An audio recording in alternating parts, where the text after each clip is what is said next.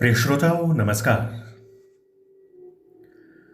स्याही ब्लू के माध्यम से आज फिर हम एक नई कहानी के साथ आप लोगों के बीच।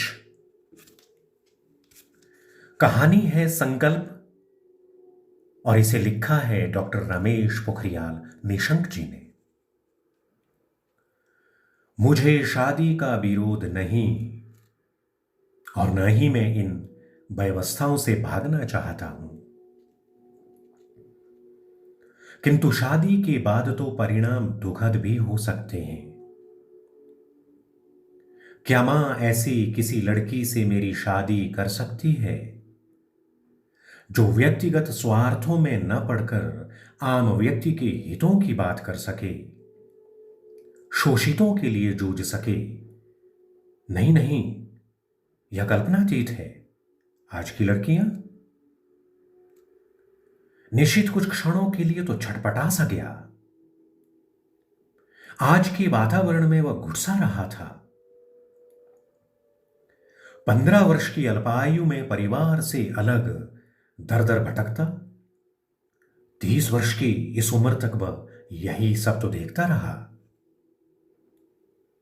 उसने गरीबी को बड़ी निकटता से देखा था।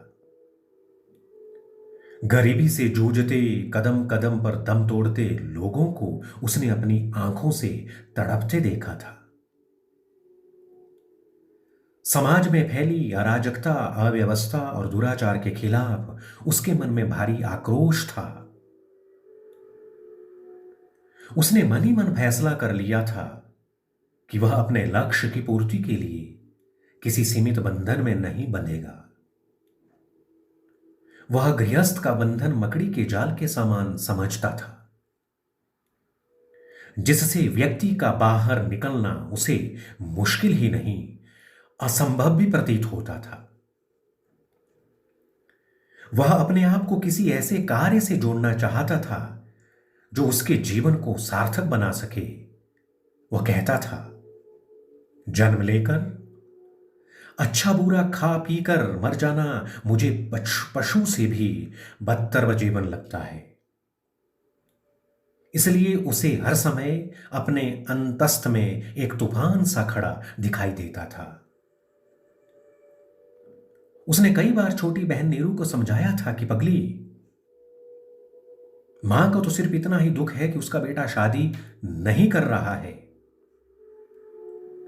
किंतु आज हमारे देश में तो लाखों करोड़ों लोग हैं जिनका न घर-बार न परिवार। वे भयंकर दुखाग्नि में झुलस रहे हैं। मां ने इस धधकती आग में जलते लोगों को देखा ही कहां है। उसे तो अपने बेटे की चिंता है बस। आज कितने ही अभागे बच्चे असहाय दर दर की ठोकरें खा रहे हैं। कितनों को भरपेट भोजन ही नहीं मिलता। दिन भर अपना शरीर तोड़ने के बाद भी उन्हें एक टुकड़ा रोटी का नसीब नहीं होता। नीरू, क्या तुम भी नहीं चाहती हो कि अपने देश के वे लोग चाहे जिएं चाहे मरें, मुझे उनसे कोई मतलब ना होकर अपने सुखमय जीवन में लिप्त रहना चाहिए? क्या तुम इसे मेरा सुख मानती हो? नहीं नीरू, नहीं। मैं कदापि ऐसा नहीं होने दूंगा। मैं घुटती जिंदगी जीकर लाखों लोगों को जीते जी यूं ही मिटने नहीं दूंगा। नौकरी कर रहा हूं अपने मन को बंधक रखकर। मुझे ऐसा लग रहा है जैसे मैं अपनी आत्मा के साथ अन्याय और अत्याचार कर रहा हूं।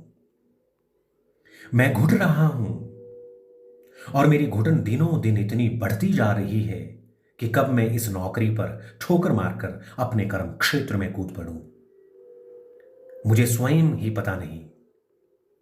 नौकरी तो मैं किसी पर आश्रित न रहने की डर से कर रहा हूं। ऐसी स्थिति में किसी लड़की का बुरा करने की बात मैं सपने में भी नहीं सोच सकता। मेरी समझ में नहीं आता कि तुम लोग आखिर क्यों किसी की जिंदगी बर्बाद करने में तुले हो। निशीत को आज तक सामाजिक दुर्व्यवस्था की चिंता खाए जा रही थी। किंतु अब मां की शादी शादी की रट उसे और भी चिंताग्रस्त कर रही थी। विवाह का जिक्र आते ही वह गहरी सोच में डूब जाता। विवाह एक सीमा में बंधा बंधन है। इसके बीच पड़कर मैं कभी भी दीन दुखियों के दुख दर्द को नहीं बांट सकता। मोहजाल में फंसकर विपरीत परिस्थितियों में अपने को ऊपर उठाना मेरे लिए संभव नहीं हो सकेगा। परिवार के बंधन मुझे आम लड़ाई नहीं लड़ने देंगे। दिन रात सोचता सोचता वह कमजोर हो गया था। उसे जो भी मिलता, किसी अच्छे डॉक्टर के इलाज से सलाह ले लो। निशित हंसकर उनकी बात टाल देता कि कौन सा इलाज या कौन सा इलाज, कौन सा अच्छा डॉक्टर, किसकी सलाह।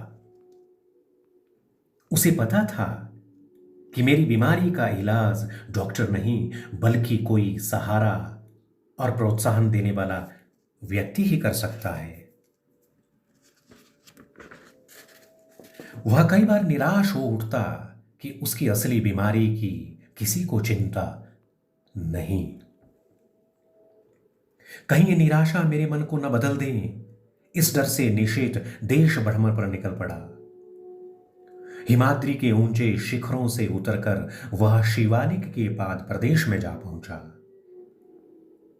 जैसे जैसे वह पर्वतों की गोद से दूर होता गया, उसका अंतर्मन देश के विषय में मकड़ी के जाल की तरह उलझन भरे ताने बाने बुनता रहा और वह अकुला उठा। जिधर देखता है उधर हिंसा, वैमनस्य, अलगाववाद और कुत्सित राजनीति की भुजंगिनी भारत को फुंकार रही है। उसकी आंखों में भारत मां का चित्र उभर आया, जिसे जगह जगह से आस्तीन के सांप डस रहे हैं। फिर बापू का चित्र और भगत सिंह की खंडित प्रतिमा के साथ एक के बाद एक रक्त रंजित क्रांतिकारियों के बलिदानी चेहरे उसके हृदय पटल पर छाने लगे। एकाएक उसके कानों में नेताजी सुभाष चंद्र बोस के शब्द गूंज उठे, जब तक मेरी भारत मां परतंत्र है तब तक मैं विवाह नहीं करूंगा। वह सोच में पड़ गया कि आज भी मेरी भारत मां परतंत्रता की बेड़ियों में जकड़ी है। मुठियां भिंचाई, माथे पर हल्की लकीर खींची, होंठों से एक संकल्प बुदबुदाया, नमस्ते सदा वत्सले मातृभूमे त्वया हिंदू भूमे सुखम वर्धितोहम, महामंगले पुण्य भूमे त्वदर्थे पतत्वेशकायो नमस्ते नमस्ते। और दूसरे एक क्षण उसने मां को पत्र लिखा, मां, मैंने अपना संपूर्ण जीवन मातृभूमि को सौंपने का निश्चय किया है। मेरे इस संकल्प को तुम भी बल दोगी, ऐसा मेरा विश्वास है। मुझे याद है तुम ही कहा करती थी कि बेटा, मां का स्थान दुनिया में सबसे ऊंचा होता है और जन्मभूमि का इससे भी बढ़कर। इसलिए मैं अपना तन मन धन उसे अर्पित कर देना चाहता हूं। मुझे आशा है कि तुम मुझे अपना आशीर्वाद अवश्य दोगी ताकि मैं अपने कर्तव्य पथ पर अडिग रह सकूं। ये थी कहानी संकल्प।